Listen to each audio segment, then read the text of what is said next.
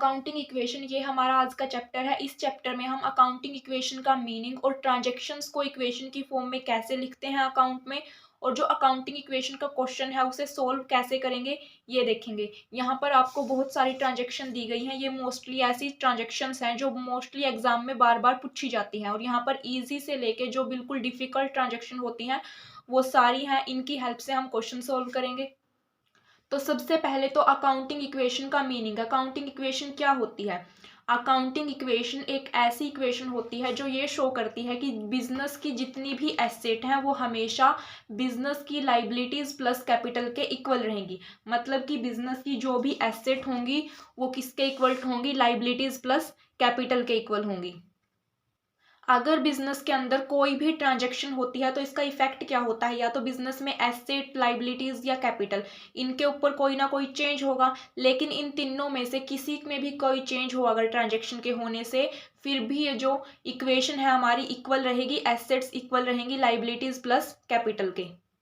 तो ये होती है अकाउंटिंग इक्वेशन, और इसी इक्वेशन को फॉलो करते हुए आपको सारी ट्रांजैक्शंस को रिकॉर्ड करना है और उनके बेस पर आपको अकाउंटिंग इक्वेशन का क्वेश्चन सोल्व करना है। अब ये जो ट्रांजैक्शन दी गई है ये स्पेशल एक क्लास के लिए नहीं है। अगर आपके सिलेबस में अकाउंटिंग इक्वेशन का चैप्टर है, चाहे आप किसी भी क्लास से हो, तो ये आपके क्वेश्चंस को सोल्व करने में हेल्प करेंगे। यहाँ पर लगभग जितनी भी क्लासेस में ये चैप्टर आता है अकाउंटिंग इक्वेशन का, वहाँ से इसमें ट्रांजैक्शन लिखी गई हैं। जो यहाँ पर पहली 3 ट्रांजैक्शन दी गई हैं ये बिल्कुल सेम ट्रांजैक्शन है, बहुत ज़्यादा इजी है। और जो ये 3 ट्रांजैक्शन है लगभग ऐसी ही ट्रांजैक्शन, हर एक क्वेश्चन की जो फर्स्ट ट्रांजैक्शन होती है लगभग ऐसी ही होती है, बट जो इनकी स्टेटमेंट होती है, बोलने का तरीका होता है, वो थोड़ा चेंज करके दिया जाता है, बट इनका जो ट्रीटमेंट रहेगा वो सेम रहेगा। जैसे कि फर्स्ट है started business with ₹75,000 as a capital. दूसरी ट्रांजैक्शन है कमेंस बिजनेस विद कैश ₹50,000, और थर्ड है started business with cash goods and machinery. तो ये तीनों बिजनेस को स्टार्ट करने से रिलेटेड हैं। यहाँ पर एक और वर्ड भी आ सकता है invested in business. Invested in business word भी हो सकता है, और लास्ट में आपको अमाउंट दी गई होगी। अगर इन्वेस्टेड इन बिजनेस वर्ड लिखा गया है तो भी इन्हीं की तरह ही उसका ट्रीटमेंट होगा। हर एक अकाउंट, हर एक जो ट्रांजैक्शन होती है उसका कम से कम 2 अकाउंट्स के ऊपर इफेक्ट पड़ता है। सबसे पहले हम फर्स्ट वाली को बाद में करेंगे, सेकंड वाली को स्टार्ट करते हैं। Commence business with cash ₹50,000। 50,000 का कैश लगाकर बिजनेस को स्टार्ट किया गया है, तो यहाँ पर कैश आया है। तो जो यहाँ पर ये 50,000 है ये नीचे कैश के नीचे भी लिखे जाएंगे, और दूसरी साइड इज इक्वल टू के साइड में ये कैपिटल के नीचे भी 50,000 ही लिखे जाएंगे, क्योंकि बिजनेस स्टार्ट किया है 50,000 का कैश है जो कैपिटल की फॉर्म में हम उसे लगाया है। अब जो फर्स्ट वाली ट्रांजैक्शन है उसमें लिखा गया है started business with ₹75,000 as capital. As capital लिखा गया है, यहाँ पर कैश वर्ड नहीं दिया गया। तो ये भी किसके अंदर जाएगी? ये कैश के अंदर भी जाएंगे 75,000 और कैपिटल के अंदर भी जाएंगे। इसका रीज़न क्या है? क्योंकि 75,000 की जो अमाउंट है एज अ कैपिटल बिजनेस में लगाई गई है, बट यहाँ पर मेंशन नहीं किया गया कि वो किसी एसेट की फॉर्म में 75,000 आए हैं या कैश की फॉर्म में। जब मेंशन नहीं है तो हम इसको कैश की फॉर्म में ही लेंगे, और जो 75,000 होंगे वो कैश के अंडर जाएंगे और कैपिटल के साथ। यहाँ पर मैं आपको सिर्फ अकाउंट्स में जो इक्वेशन लिखते हैं उनको रिकॉर्ड करने का तरीका, ट्रांजैक्शंस को रिकॉर्ड करने का तरीका, और कौन सी अमाउंट कहाँ पर लिखनी है ये बता रही हूँ। आप जो फॉर्मेट होगा वो अपने अकॉर्डिंग बना लेना। थर्ड जो ट्रांजैक्शन है वो है started business with cash goods and machinery.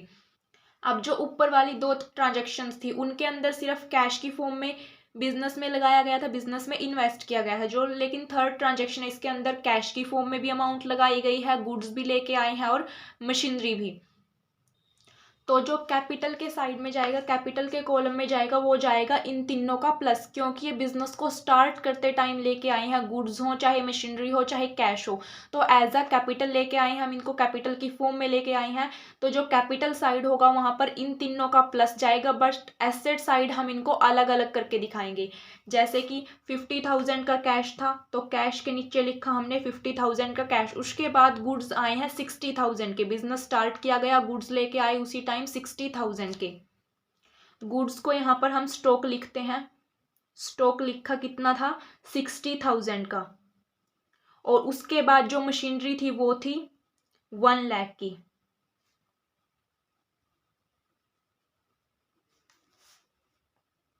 अब जो इन सब का टोटल होगा, तीनों का टोटल जाएगा कैपिटल के अंडर में, तो ये हो गया 2,10,000। जो फोर्थ और फिफ्थ पॉइंट है, इसमें जो ट्रांजेक्शन दी गई है वो एसेट्स को परचेज करने से रिलेटेड दी गई है। फोर्थ पॉइंट में कैश में एसेट परचेज की गई है और फिफ्थ पॉइंट में ऑन क्रेडिट मतलब कि उधार में एसेट्स को परचेज किया गया है। अब यहाँ पर जो ये फर्नीचर वर्ड दिया गया है, इसको हम फिक्स्ड एसेट लेकर चलेंगे। यहाँ पर फर्नीचर की जगह पर मशीनरी, बिल्डिंग, प्लांट, अदर कोई भी फिक्स्ड एसेट्स का नेम हो सकता है, वो भी आप कैश में और क्रेडिट में परचेज कर सकते हो। और जो कोई भी चीज़ आपने फर्दर सेलिंग के लिए परचेज की हो, आपका बिजनेस हो जिस चीज़ का, उसके लिए मोस्टली यहाँ पर गुड्स वर्ड का यूज़ किया जाएगा कि गुड्स परचेज्ड।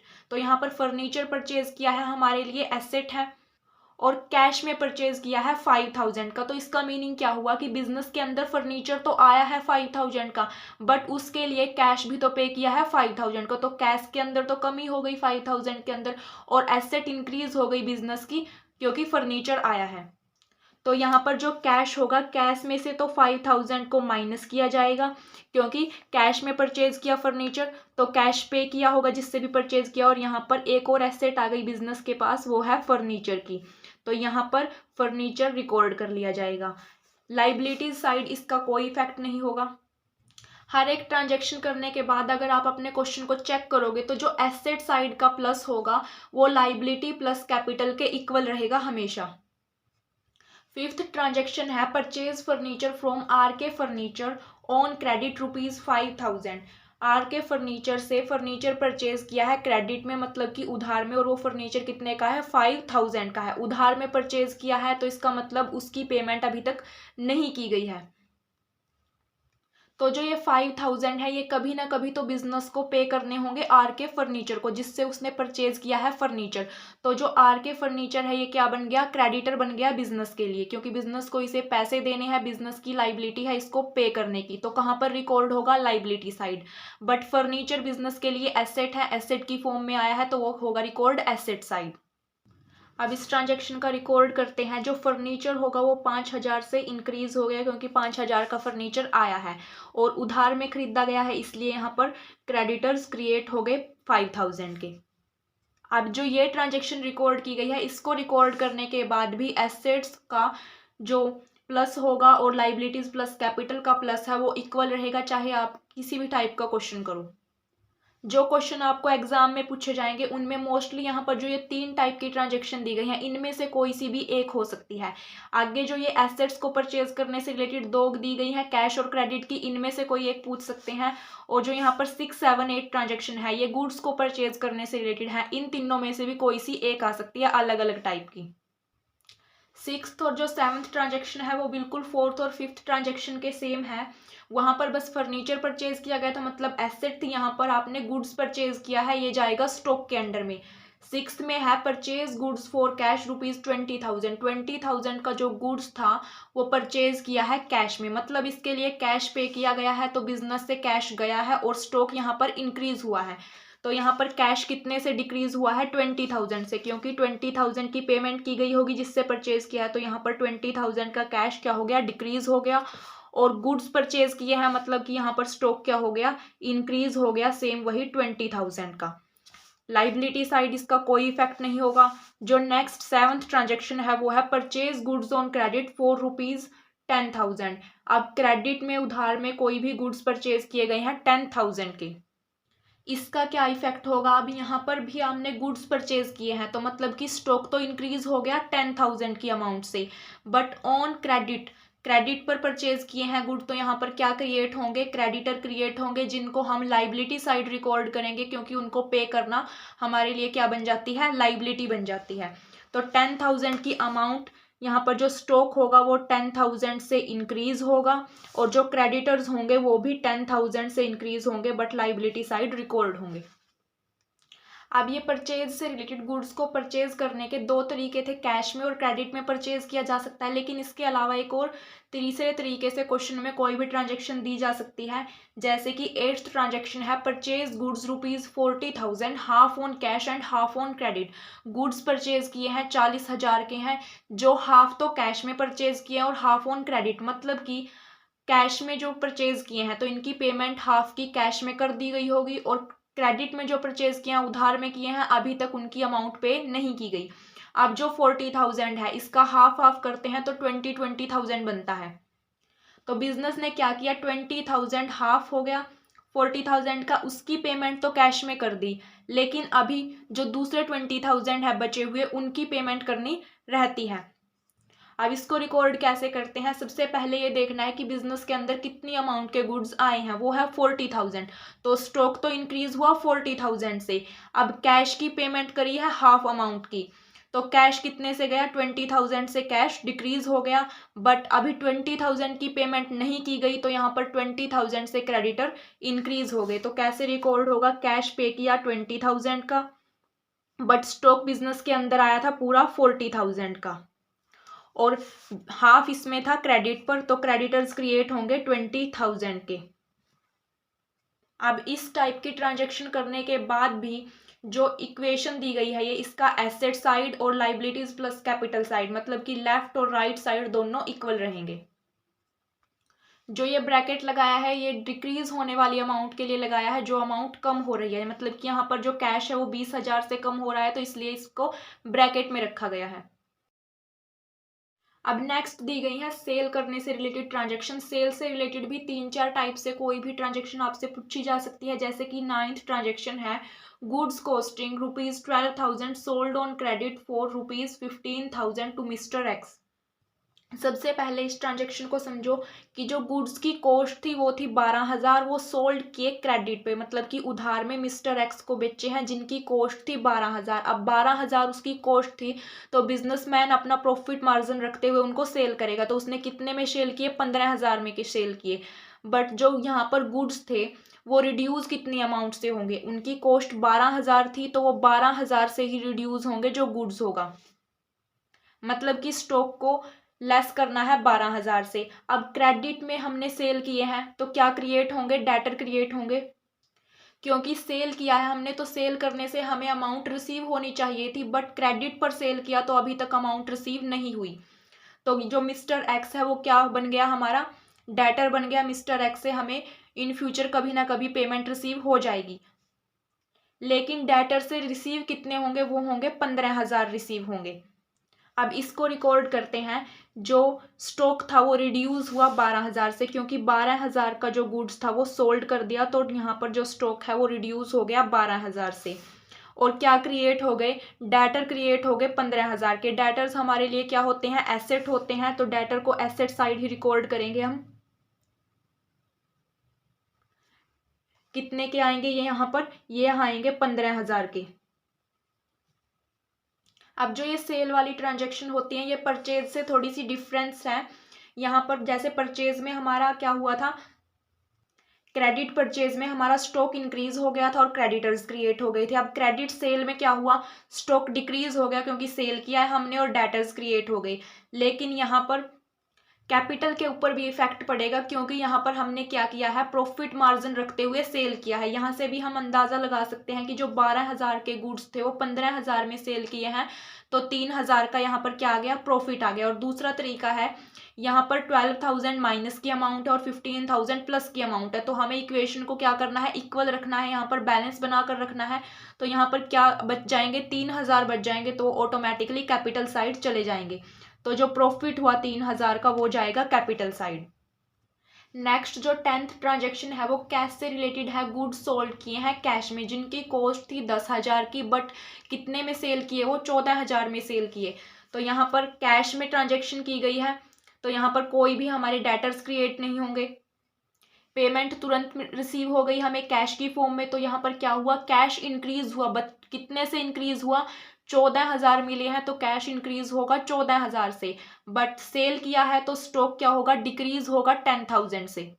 तो सबसे पहले इतना रिकॉर्ड करते हैं, जो स्टॉक है वो 10,000 से क्या हो गया, डिक्रीज हो गया, क्योंकि कैश में सेल की है, और कैश इंक्रीज हो गया 14,000 से। कैश में 14,000 प्लस हो जाएंगे। अब इस इक्वेशन को बैलेंस करेंगे, गुड्स की जो कॉस्ट थी वो थी 10,000, सेल किया उसको 14,000 में, मतलब कि 4,000 एक्स्ट्रा रिसीव हुए हैं, तो ये क्या है, प्रॉफिट है। तो 4,000 जो एक्स्ट्रा है प्रॉफिट के हैं वो जाएंगे कैपिटल साइड में। और दूसरा तरीका वही सेम, 10,000 माइनस के थे और 14,000 प्लस के थे, यहाँ पर 4,000 एक्स्ट्रा थे, तो ये किस में जाएंगे, कैपिटल साइड जाएंगे।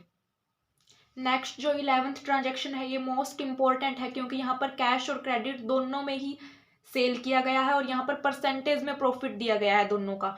तो इक्वेशन पढ़ते हैं। ट्रांजेक्शन है जो sold goods for cash costing ₹10,000, 10,000 के गुड्स थे जो कैश में सेल किया गया है उनको, जिनकी कॉस्ट थी 10,000।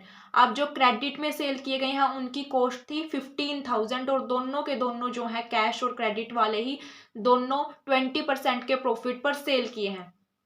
अब यहाँ पर इनका सेल प्राइस नहीं दिया, यहाँ पर प्रॉफिट की सिर्फ परसेंटेज दी है, तो इस परसेंटेज की हेल्प से हम दोनों का, कैश का और क्रेडिट का, दोनों सेल का हम पहले निकाल लेंगे इनका सेल प्राइस। ये वाली ट्रांजेक्शन थी कि 10,000 के 20% के प्रॉफिट पर और 15,000 के भी 20% के प्रॉफिट पर। 10,000 वाली कैश की है और 15,000 क्रेडिट के हैं। सबसे पहले हमें इसका प्रॉफिट निकालना है कि एक्चुअल में प्रॉफिट की अमाउंट कितनी आती है, क्योंकि यहाँ पर सिर्फ परसेंटेज दी गई है। इसके बाद जो ये वाली अमाउंट होगी इसके अंदर हम प्रॉफिट की अमाउंट को ऐड करके, कॉस्ट की जो अमाउंट है, कॉस्टिंग मतलब कि कॉस्ट प्राइस है जो, उसके अंदर प्रॉफिट को ऐड करके हम उसका सेलिंग प्राइस निकाल सकते हैं। तो यहाँ पर सबसे पहले हम इसका प्रॉफिट निकालते हैं 10,000 का 20%।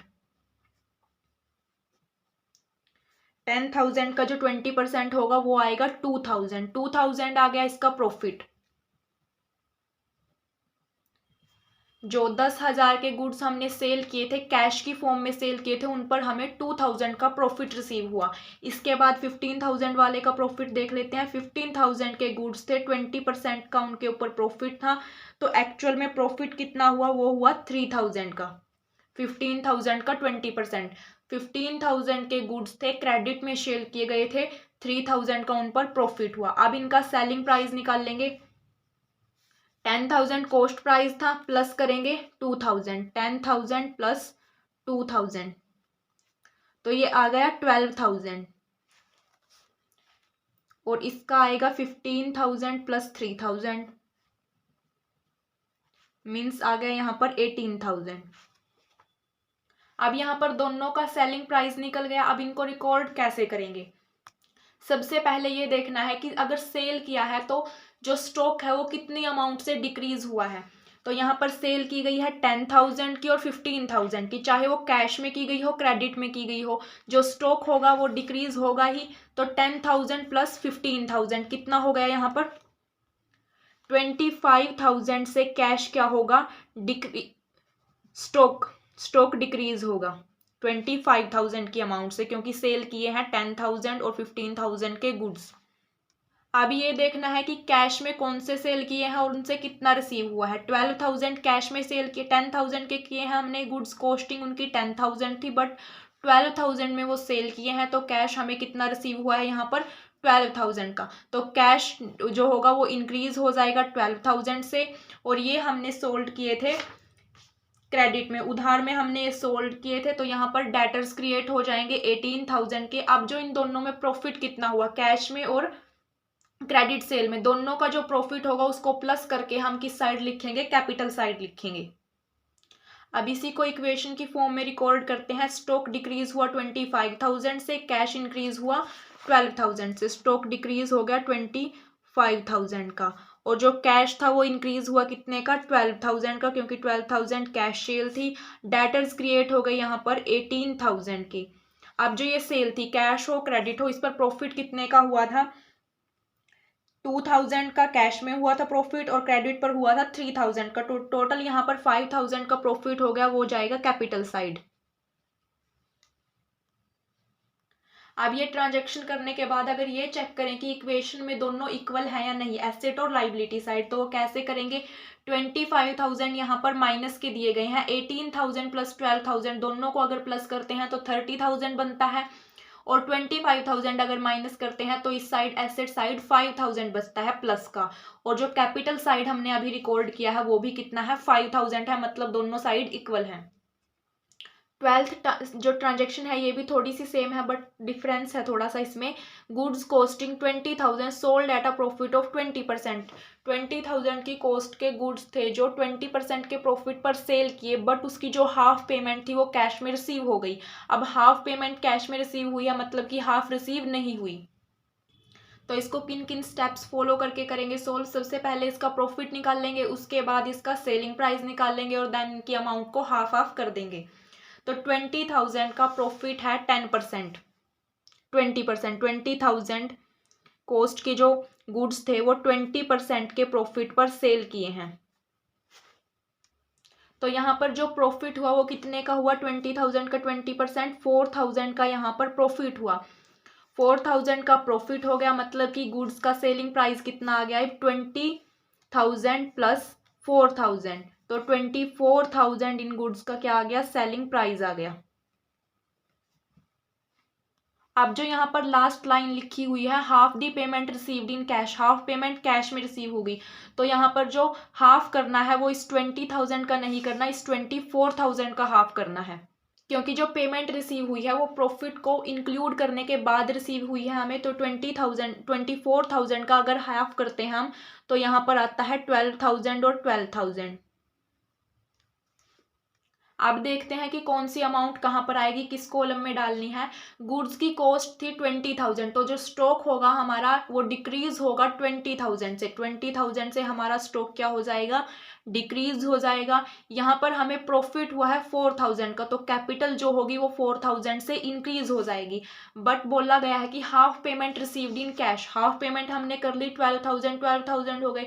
अब इसमें से जो हाफ पेमेंट थी वो तो कैश की फॉर्म में रिसीव हो गई, मतलब कि जो 12,000 से कैश क्या हो जाएगा, इंक्रीज हो जाएगा, बट 12,000 की हमें अभी तक पेमेंट नहीं मिली है।